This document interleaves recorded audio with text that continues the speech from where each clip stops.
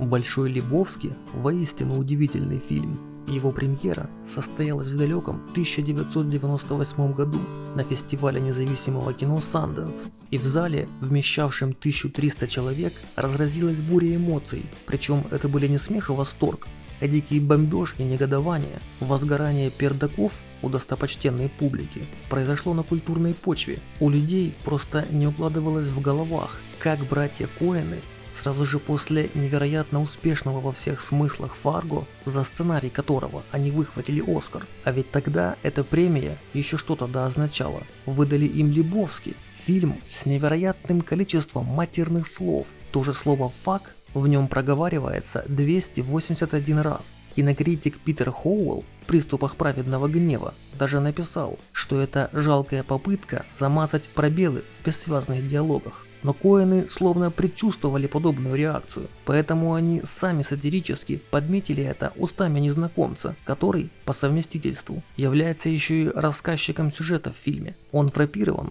не хуже зрителей и критиков. Неужели обязательно так сквернословить? Нихуя не понял, ты о чем? Но тонкие чувства критиков были задеты не только диалогами, критиковался и сам сюжет фильма. Засада. Он казался скомканным, рваным, хаотичным, в отличие от того же «Фарго», события в котором имеют четкую причинно-следственную связь. Здесь же, из-за перегруженности фильма персонажами, под конец фильма сюжет просто сдувался. Кто это вообще такой? Ведь эти самые персонажи категорически отказывались его продвигать. Они просто появлялись из ниоткуда, кидали пару фраз, а затем точно так же исчезали в непонятном направлении. Особенно ярко в этом плане отличился Иисус, который появляется в фильме совершенно внезапно. Уолтер рассказывает нам его предысторию. Он извращенец? Да ну. Серьезно? У него судимость за сексуальные домогательства. Отсидел полгода за то, что показал член 8-летнему ребенку. После чего он просто исчезает. Он испарился. Осознав, что для продвижения истории в фильме он попросту не нужен, так как никакую функцию с собой не несет. Ведь в самом деле, если его вырезать, то на сюжете это никоим образом не отразится. Но тогда возникает логичный вопрос, а какого черта он вообще тут делает? А он тут для того, чтобы вы просто насладились данной сценой. Коэны специально сделали его максимально контрастным. Его фиолетовый костюм выделяется как пятно на фоне интерьера боулинг-клуба. Его плавные движения, облизывание шара для боулинга, его накрашенный ноготь в цвет полосок на спортивном костюме. Для него играет фламенко-версия песни Eagles «Отель Калифорния», подчеркивая, что вся эта сцена принадлежит ему. Он становится центральной фигурой фильма, пусть всего на несколько минут. Даже чувак, глядя на него, просто понимающе кивает головой. Кентана, блять.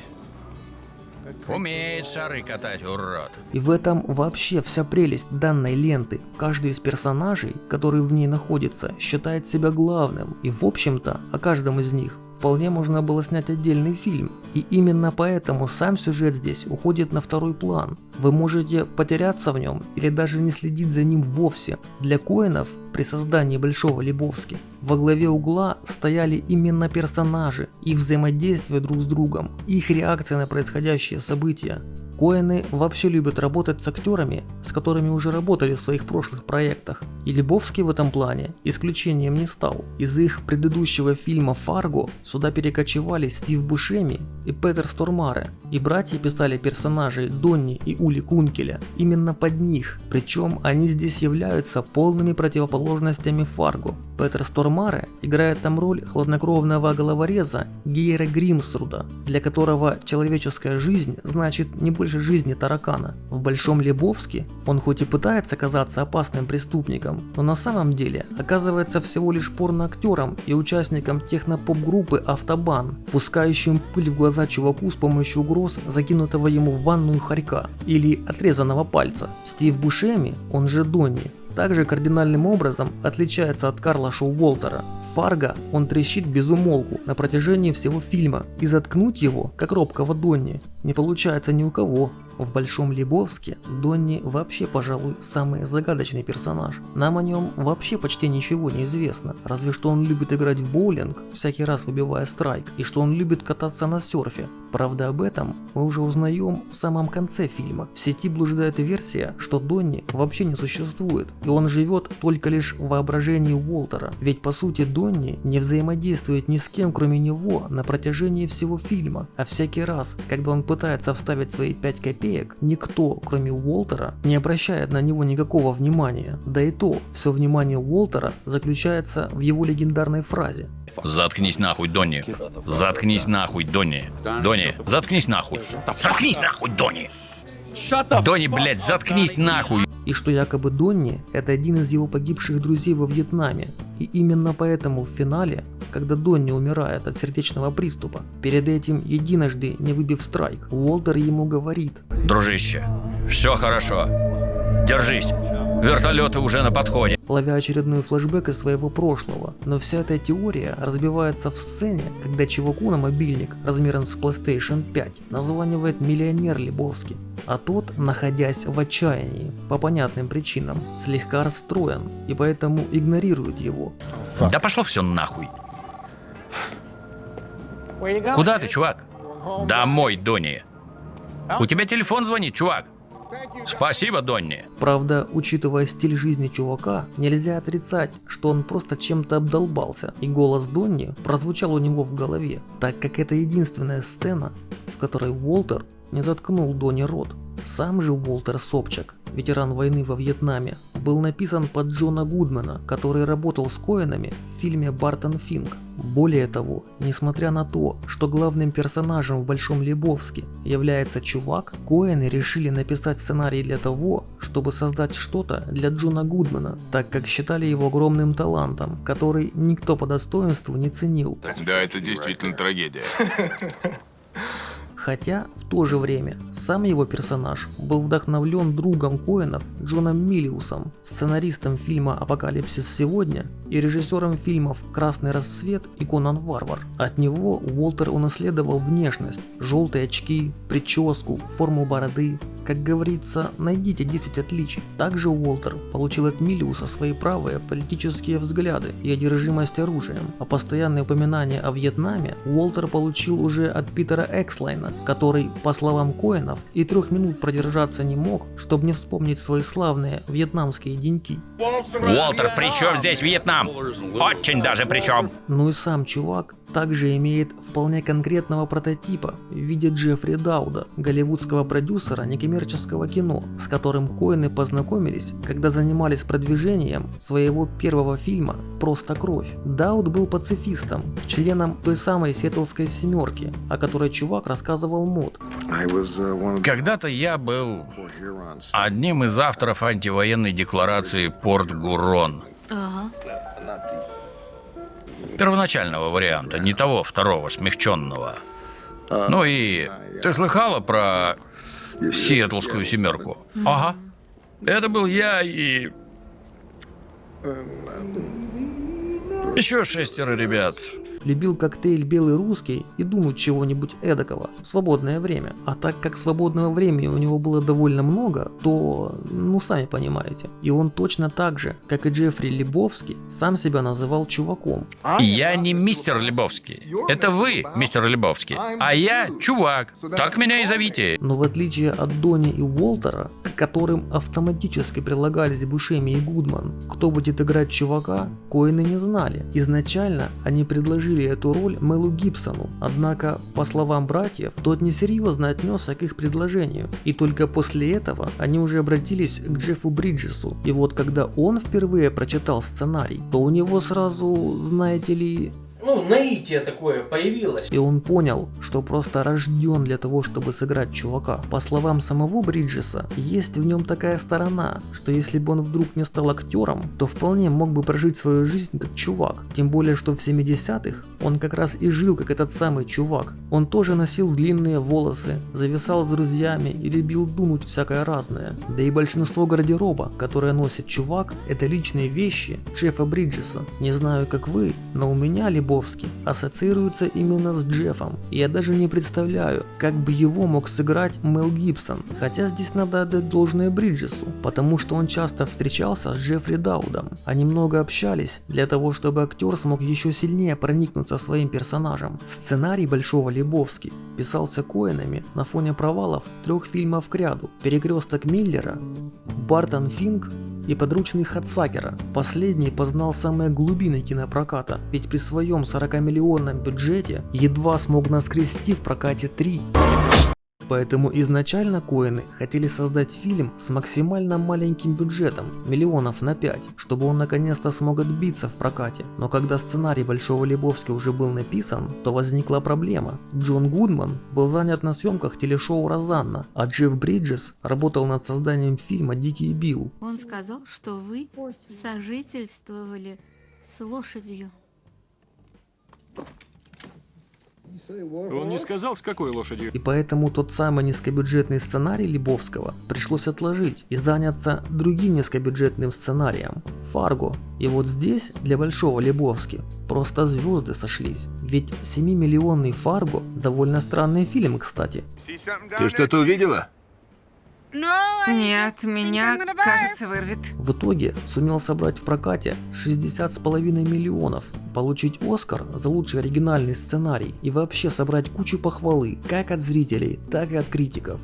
Вот это представление! После чего Итан Коэн сказал, что если такой фильм как «Фарго» может быть успешным, то вообще ничего не имеет смысла, а значит вы можете снять какой угодно фильм и просто надеяться на его успех.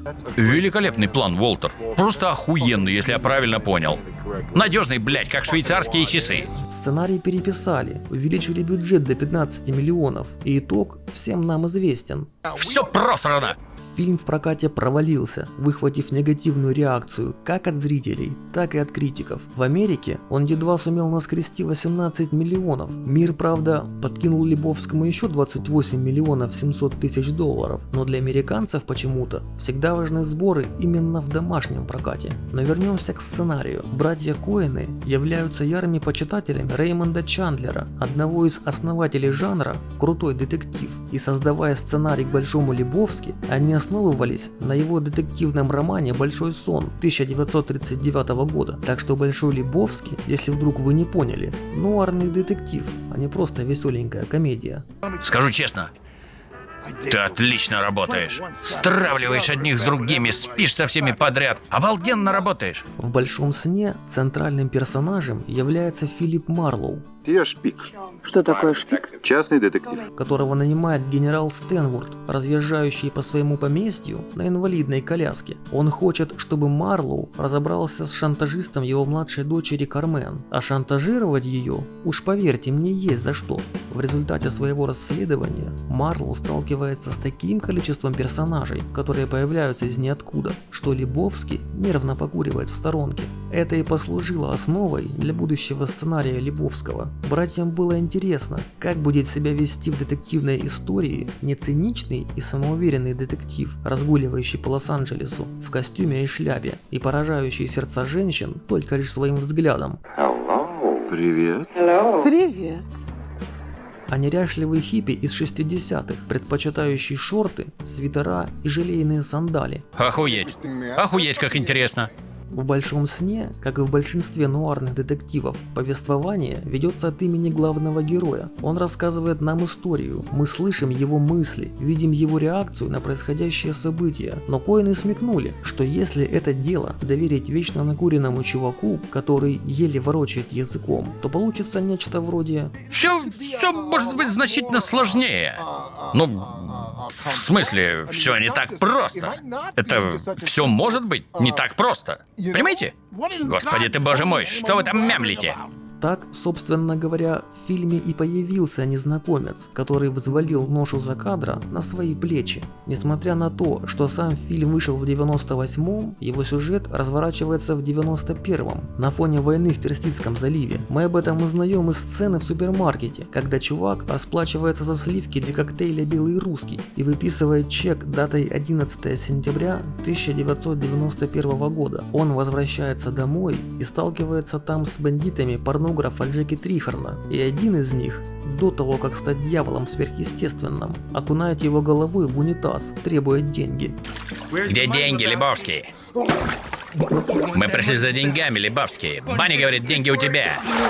Так как спутал его с другим Лебовски, миллионером, а второй парнишка по имени Ву тем временем ссыт ему на ковер. Причем данная сцена как нельзя лучше дает нам представление о характере чувака. Бандиты разнесли ему квартиру, показали строение унитаза изнутри, обоссали ковер и при этом очень сильно на него обиделись, так как он оказался не тем Лебовски.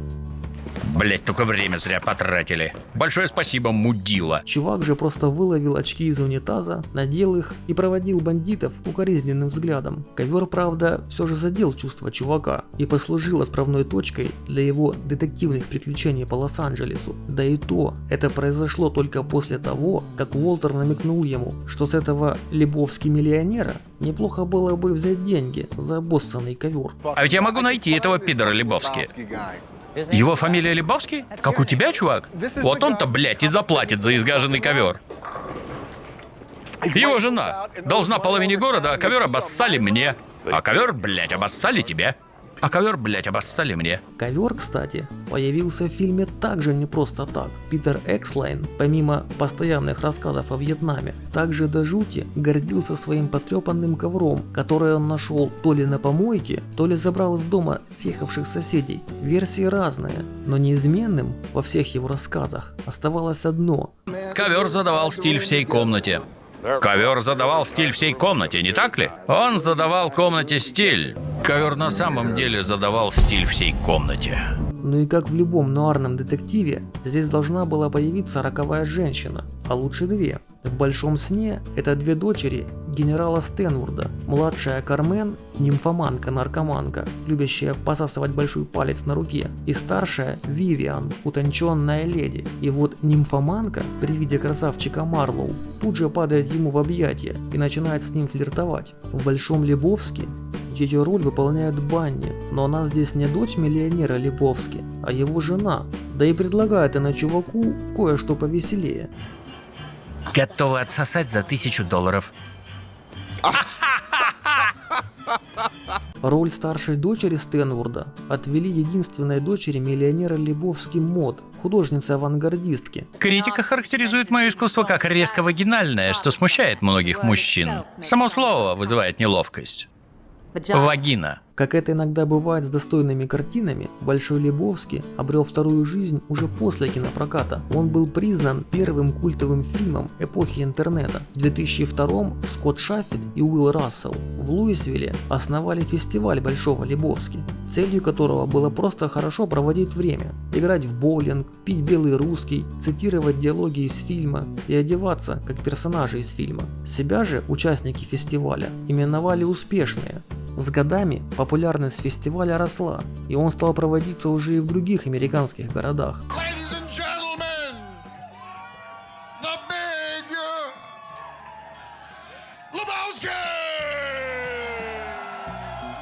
Но только лишь фестивалем Лебовски не ограничился. В 2005-м журналист Оливер Бенджамин основал церковь чувака последних дней и религиозное течение дудаизм, основами которого является путь к счастью и душевному спокойствию, получение радостей от простых повседневных занятий. Основным праздником дудаистов является День чувака, который отмечается 6 марта, и лучший способ его отметить – это встретиться с друзьями, выпить несколько белых русских, ну и естественно отправиться в боулинг. По состоянию на 2021 год в мире насчитывается около 600 тысяч священников-дудаистов. Если понравился ролик, подпишись на канал, поставь лайк, тебе не сложно, а мне приятно. Но если не понравилось...